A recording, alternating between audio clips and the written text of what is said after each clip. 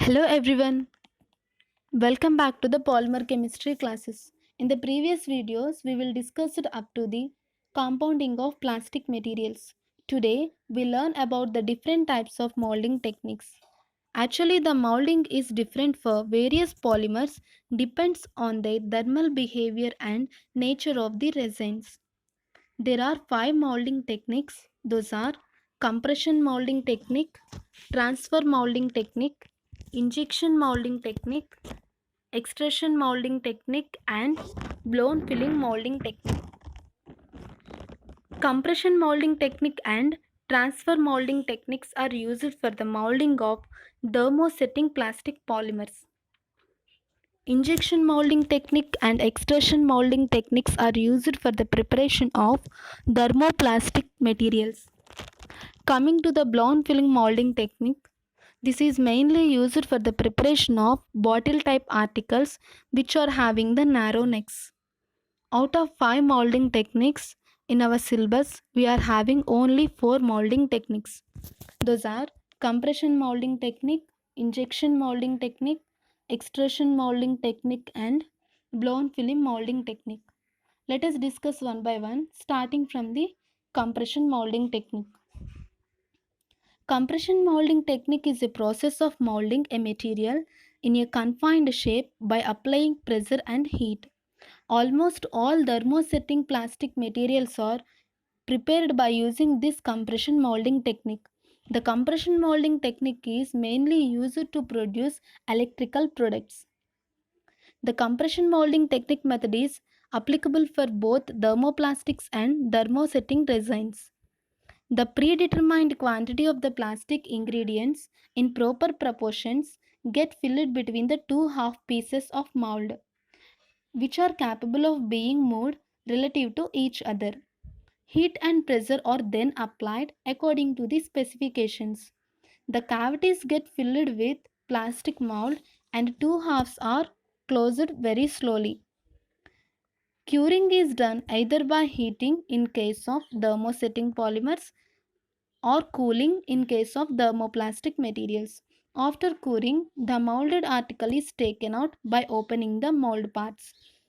In this diagram, you will see that process. In the first diagram, you observe two parts, that means upper half and lower half.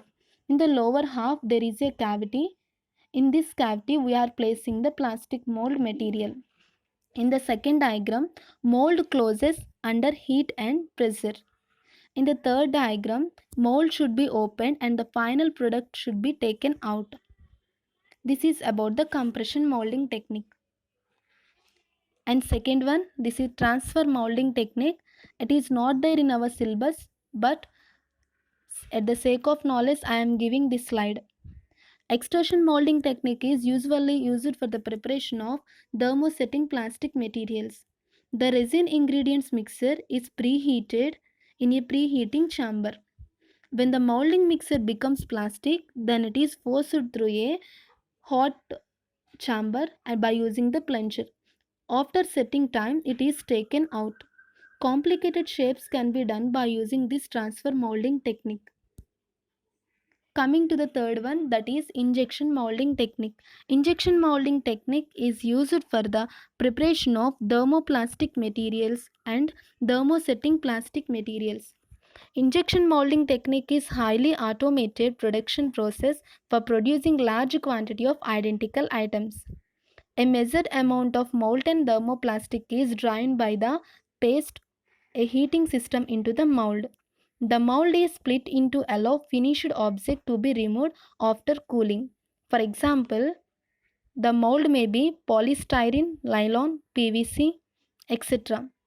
In injection molding technique, it is mainly applicable for the thermoplastic resins. In this, the mold plastic powder is fed into the heated cylinder. This is the diagram for the injection molding technique, and this is another one. So injection molding technique is mainly applicable for the production of the thermosetting or that means thermoplastic resins. In this, the molding plastic powder is fed into the heated cylinder. from where it is injected at the control rate into the tightly locked mold by means of a screw arrangement. The mold is kept cold to allow the hot plastic to cool and become rigid.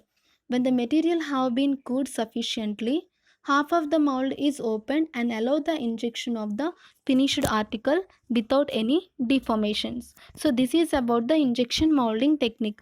And coming to the advantages of the injection molding technique, this method is most widely used for the molding of thermoplastics because of high speed protection, low mold cost, very low and less material, and low finishing cost because of large number of cavities cannot be filled simultaneously. So there is a limitation for the design of articles to be molded. This is about the injection molding technique. Coming to the extrusion molding technique.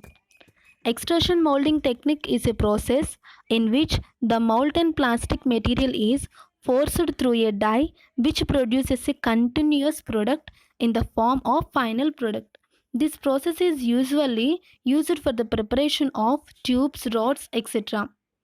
So, extrusion molding technique is used mainly for the preparation of thermoplastic materials, and these produces article of uniform cross section like tubes, rods, strips, electrical cables, etc. And thermoplastic ingredients are heated to the plastic condition and then pushed by means of screw arrangement into the die, having the required outer shape of article to be manufactured.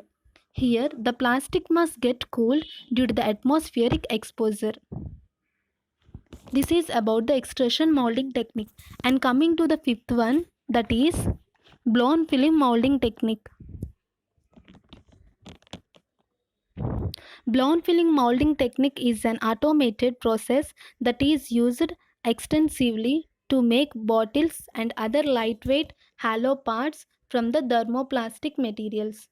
A hollow length of plastic called a passion is extruded down between the two halves of the mold. The mold then closes and compressed air is blown into the inside of the passion, which inflates it, punishing the soft plastic hard against the cold surface of the mold. The mold is then opened, the molding ejected, and the waste is trimmed off with a knife. Examples: high density polyethylene and low density polyethylene are used. This is a diagram for the blown film molding technique.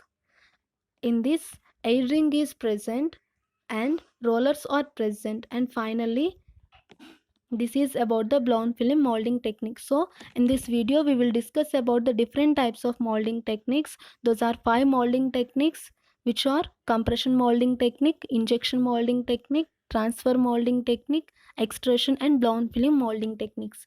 So these are the molding techniques which are present in our syllabus. In the next section, we will discuss about the remaining polymer chemistry topics. Thanks for watching.